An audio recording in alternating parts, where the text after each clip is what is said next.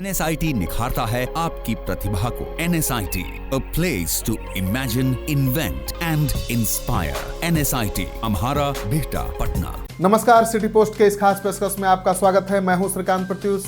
आपके लिए बड़ी खबर लेकर आया हूं। आपके जहन में एक सवाल उठ रहा होगा कि बिहार प्रदेश के जो अध्यक्ष थे नित्यानंद राय, अब वो केंद्रीय गृह राज्य मंत्री बन चुके हैं। उनकी जगह कौन लेगा? यानी बिहार प्रदेश बीजेपी की कमान किसके हाथ में होगी? नीचे से लेकर ऊपर तक चर्चा हो रही है और जातीय समीकरणों पर विचार हो रहा है, क्योंकि जातीय समीकरण काफ़ी मायने रखता है बिहार की राजनीति में और जातीय समीकरणों को साधने के हिसाब से ही प्रदेश अध्यक्ष बनाया जाता है।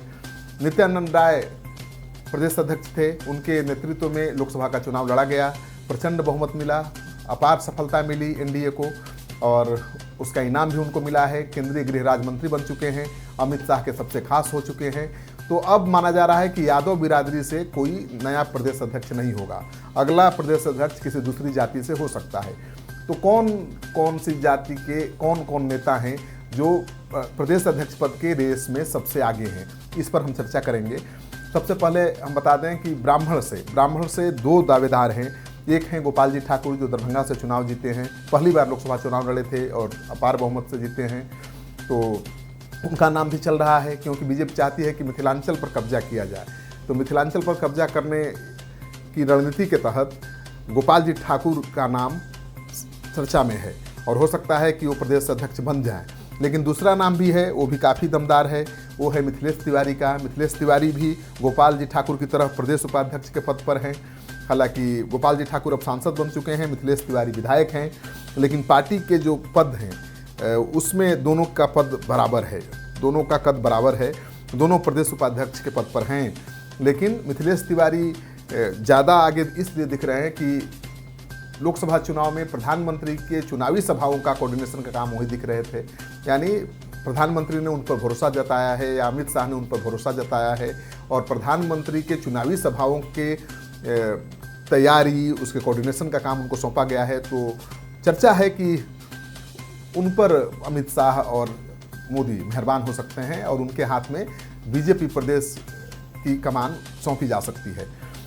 दूसरे बिरादरी से यानी राजपूत बिरादरी से भी कई नाम चल रहे हैं। 3 नाम सबसे आगे हैं। एक नाम है राजपूत बिरादरी से राजेंद्र सिंह का और तीसरा नाम है राजीव प्रताप रूढ़ी का। तो मैं आपको बता दूं कि राजपूत समाज से 3 नाम चल रहे हैं जिनको प्रदेश अध्यक्ष बनाया जा सकता है। एक है राजीव प्रताप रूढ़ी, जो छपरा से सांसद हैं। मोदी की सरकार में पिछली बार वो मंत्री बने थे, लेकिन बीच में ही उनको ड्रॉप कर दिया गया था। इस बार भी चुनाव वो जीत चुके हैं, लेकिन मंत्रिमंडल में जगह नहीं मिली है। इस वजह से चर्चा की हो रही है कि राजीव प्रताप रूढ़ी को पार्टी का प्रदेश अध्यक्ष बनाया जा सकता है। दूसरा नाम है राजेंद्र सिंह का। राजेंद्र सिंह संघ से जुड़े हुए हैं, पिछले विधानसभा चुनाव में ये लड़े थे चुनाव और पार्टी की तरफ से इनको मुख्यमंत्री के रूप में प्रोजेक्ट करने की कोशिश की गई थी, क्योंकि उस समय नीतीश कुमार बीजेपी के साथ नहीं थे और तब माना जा रहा था कि राजेंद्र सिंह हो सकते हैं बिहार के भावी मुख्यमंत्री, बीजेपी के मुख्यमंत्री के उम्मीदवार। तो इनका नाम भी चल रहा है काफ़ी तेज़ी से। और तीसरा नाम भी है, लेकिन तीसरा नाम पर अभी ज़्यादा भरोसा नहीं किया जा सकता है, क्योंकि 2 ही नाम राजपूत समाज से सबसे आगे है जिसको लेकर चर्चा हो रही है। तीसरा नाम सिग्रीवाल का है। सिग्रीवाल भी काफ़ी महत्वपूर्ण प्रत्याशी हैं, दावेदार हैं। सिग्रीवाल तो कह लीजिए कि सबसे आगे हैं, क्योंकि सिग्रीवाल लगातार बीजेपी के सांसद हैं, महाराजगंज से चुनाव जीतते रहे हैं, कभी भी मंत्रिमंडल में उनको जगह नहीं मिली। बिहार सरकार में तो मंत्री रह चुके हैं, लेकिन मोदी मंत्रिमंडल में उनको जगह नहीं मिली। काफ़ी मृदुभाषी हैं, पार्टी में ऊपर से लेकर नीचे तक उनके रिश्ते बहुत मधुर हैं सबके साथ। तो माना जा रहा है कि सिग्रीवाल प्रबल दावेदार हो सकते हैं। अगर राजपूत समाज से कोई प्रदेश का अध्यक्ष बनता है, चुना जाता है, तो सिग्रीवाल का नाम सबसे आगे आता है। दूसरे नंबर पर राजेंद्र सिंह हैं, जो संघ से जुड़े हुए हैं। बीजेपी के टिकट पर विधानसभा चुनाव लड़े थे, लेकिन हार गए थे, लेकिन पार्टी में उनकी पकड़ है। तो हो सकता है कि संघ की बरदहस्त होने की वजह से उन्हें भी चांस मिल सकता है।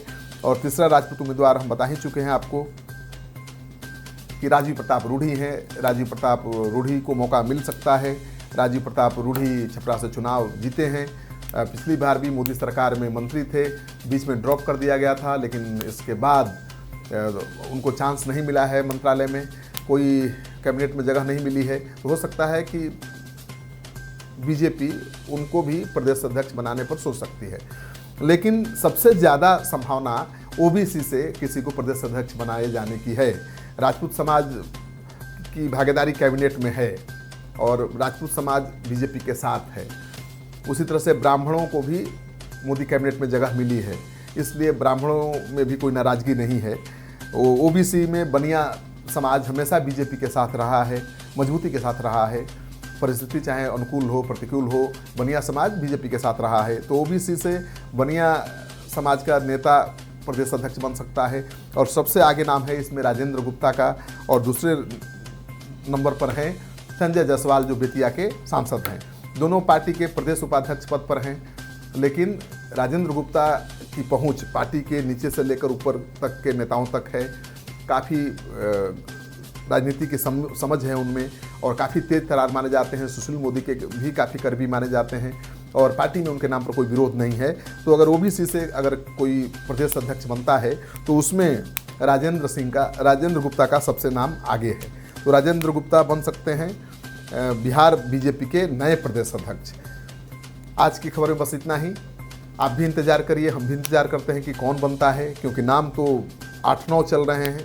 8-9 लोग प्रदेश अध्यक्ष पद की रेस में हैं, लेकिन कौन जीतेगा, कौन बाजी मारेगा, ये तो आने वाला वक्त ही बताएगा। आपको ये खबर अच्छी लगे तो दोस्तों के साथ इस वीडियो को खूब शेयर करिए। अगर आपने अब तक हमारा चैनल सब्सक्राइब नहीं किया जरूर कर लीजिए। आपका सहयोग समर्थन लगातार मिल रहा है, उसके लिए बहुत बहुत आभार, धन्यवाद। 22 वर्षों का विश्वास, 10,000 से ज्यादा डॉक्टर्स, गोल नेशंस लीडिंग इंस्टीट्यूट।